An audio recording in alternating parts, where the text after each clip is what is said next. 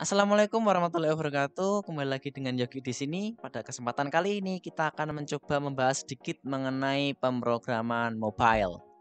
Ya, jadi secara singkat, ya pemrograman ini memiliki makna proses menulis kode-kode program untuk membuat aplikasi yang ditujukan untuk perangkat bergerak atau mobile.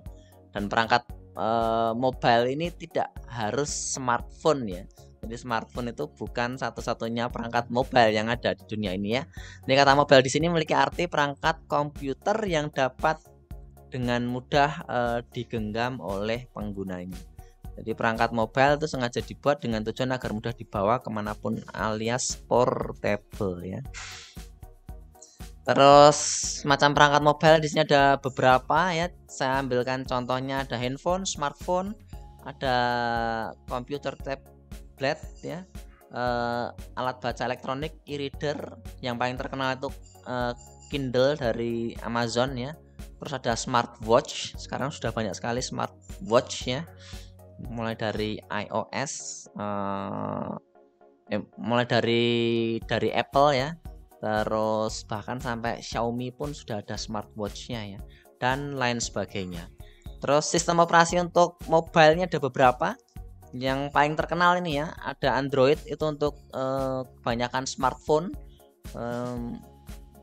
termasuk dari segala macam smartphone yang dari Google ya. Terus iOS itu contohnya ada iPhone, iPod, Apple TV dan lain sebagainya. Terus ada yang namanya RIM.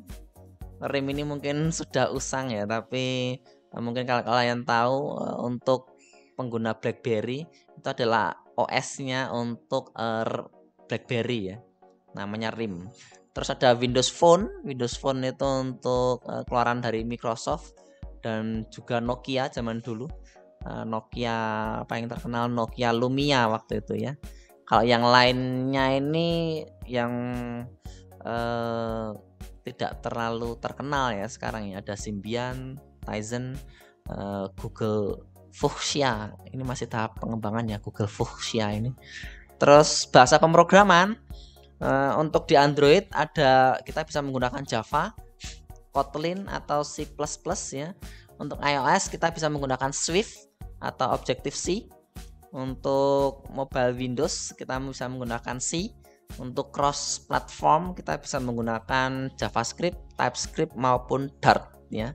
Framework yang bisa digunakan untuk cross platform ini ada React Native ataupun Flutter. Jadi sama kayak di pemrograman website ya, ada frameworknya. Yang natifnya itu menggunakan PHP, terus frameworknya itu bisa menggunakan CodeIgniter, Laravel, Symfony dan lain sebagainya. Nah, di sini natifnya itu kayak Java, Kotlin, Swift gitu ya. Terus frameworknya itu bisa menggunakan React Native ataupun Flutter. Ini yang paling terkenal sampai sekarang ya, React Native sama Flutter.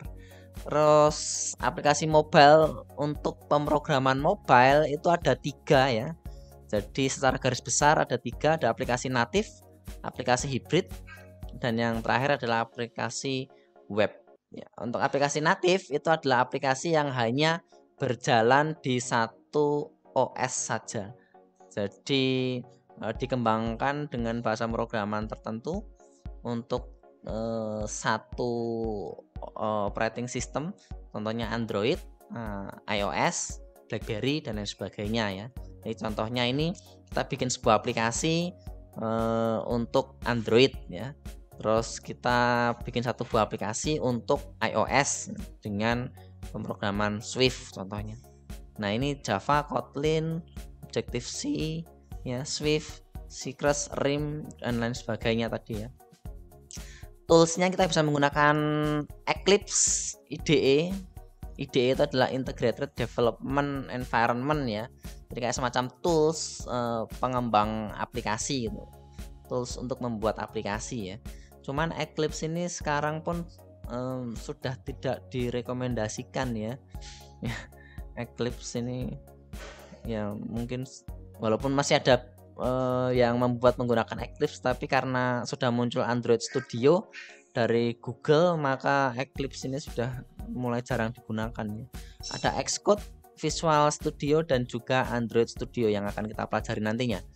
Terus aplikasi hibrid itu adalah aplikasi yang berjalan di berbagai platform. Jadi berjalan di lebih dari satu platform ya. Contohnya di Android dan iOS gitu contohnya. Ya, aplikasi mobile yang dibuat menggunakan bahasa pemrograman web dengan bantuan SDK natif dari platform Android, iOS dan lain sebagainya. Contohnya kita bikin sebuah aplikasi kamus gitu ya. Aplikasinya itu bisa berjalan di Android maupun iPhone.